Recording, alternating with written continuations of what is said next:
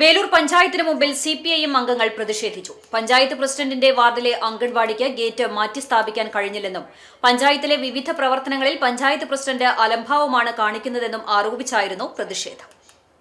പ്രസിഡന്റിന്റെ വാർഡായ നടുവിലങ്ങാടി അംഗൻവാടിയിൽ നിലവിലുണ്ടായിരുന്ന ഗേറ്റ് വാഹനം തട്ടി വീണപ്പോൾ അടിയന്തരമായി 10,000 രൂപ അനുവദിക്കാൻ പ്രസിഡന്റിന് നിയമപരമായി അധികാരമുണ്ടായിട്ടും അതിന് തയ്യാറായില്ലെന്ന് സിപിഎം അംഗങ്ങൾ ആരോപിച്ചു. പരിസരം കാട് പിടിച്ചു കിടക്കുന്ന സ്ഥിതിയാണ്.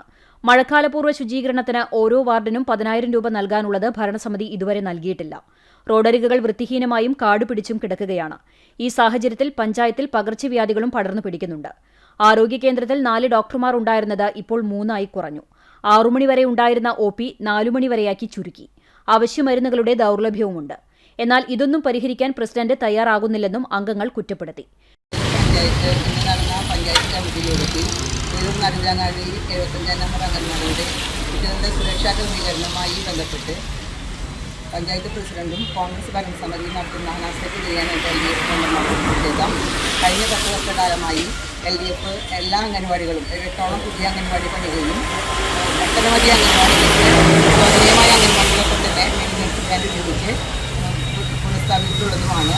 ഈ അംഗൻവാടി കഴിഞ്ഞ കോൺഗ്രസിന്റെ മെമ്പറായിരുന്ന നിതീഷൻ തന്നെയായിരുന്നു കഴിഞ്ഞ ശുചീകരണ പരിപാടി എന്ന് പറഞ്ഞ വേലൂർ ചുങ്കത്ത് ഉദ്ഘാടനം കഴിഞ്ഞ് നടുവിലങ്ങാടി എത്തുമ്പോഴേക്കും ഫോട്ടോയും റീൽസും എടുത്ത് ശുചീകരണം അവസാനിപ്പിച്ചു പോവുകയാണ് ഉണ്ടായത്.